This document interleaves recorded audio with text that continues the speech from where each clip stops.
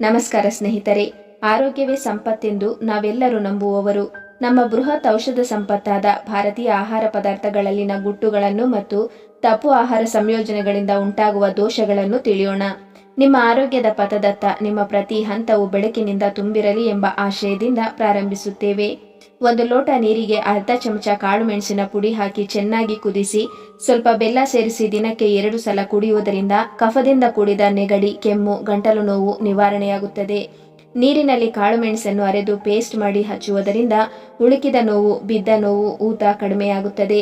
ಕಾಳು ಮೆಣಸನ್ನು ನೀರಿನಲ್ಲಿ ಅರೆದು ಆ ಪೇಸ್ಟನ್ನು 2-3 ಚಮಚ ಬಿಸಿ ಎಣ್ಣೆಯಲ್ಲಿ ಸ್ವಲ್ಪ ಬೇಯಿಸಿ ಸ್ವಲ್ಪ ಬಿಸಿ ಇರುವಾಗಲೇ ನೋವಿರುವ ಭಾಗಕ್ಕೆ ಕಟ್ಟುವುದರಿಂದ ಉಗುರು ಸುತ್ತು ಉಪಶಮನವಾಗುತ್ತದೆ.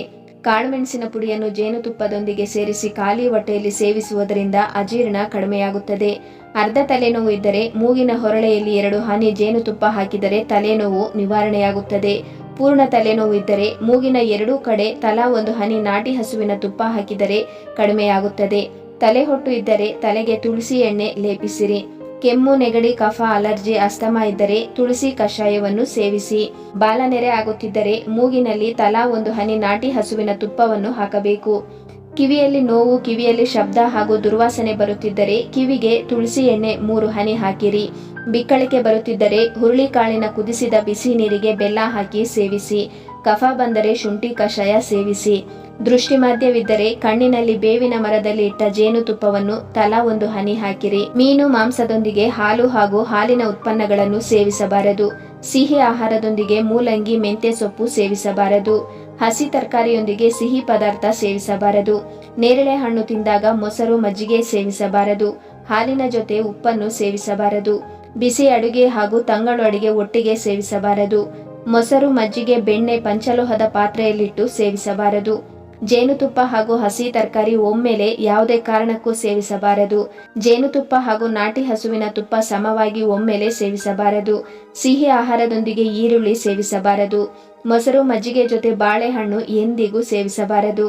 ಹಸಿ ತರಕಾರಿಯೊಂದಿಗೆ ಬೆಣ್ಣೆ ಸೇವಿಸಬಾರದು. ಅನ್ನದ ಜೊತೆಗೆ ಹಣ್ಣು ಸೇವಿಸಬಾರದು. ಮೂಲಂಗಿ, ನುಗ್ಗೆಕಾಯಿಯೊಂದಿಗೆ ಹಾಲು ಸೇವಿಸಬಾರದು. ಯಾವುದೇ ಹುಳಿ ಸೇವಿಸಿದ ನಂತರ ಹಾಲು ಸೇವಿಸಬಾರದು.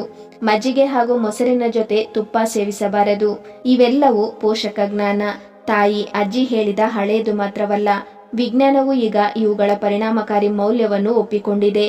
ಸರಳ ಪರಿಹಾರಗಳು, ಸತ್ಯವಾದ ಆಹಾರ ಸಂಯೋಜನೆಗಳು ನಿತ್ಯದ ಬದುಕಿನಲ್ಲಿ ನಿಮ್ಮ ಆರೋಗ್ಯವನ್ನು ಸದೃಢಗೊಳಿಸಬಲ್ಲವು. ಈ ಮಾಹಿತಿಯು ನಿಮಗೆ ಉಪಯುಕ್ತವಾಯಿತೆಂಬ ನಂಬಿಕೆಯಿಂದ ವಿದಾಯವಾಗುತ್ತೇವೆ. ಇಂತಹ ವೈದಿಕ ಜ್ಞಾನ ಮತ್ತು ಹಳೆಯ ಔಷಧೀಯ ಪಾಠಗಳ ಬಗ್ಗೆ ಇನ್ನಷ್ಟು ತಿಳಿಯಲು ನಮ್ಮ ಚಾನಲ್ಗೆ ಸಬ್ಸ್ಕ್ರೈಬ್ ಮಾಡಿ.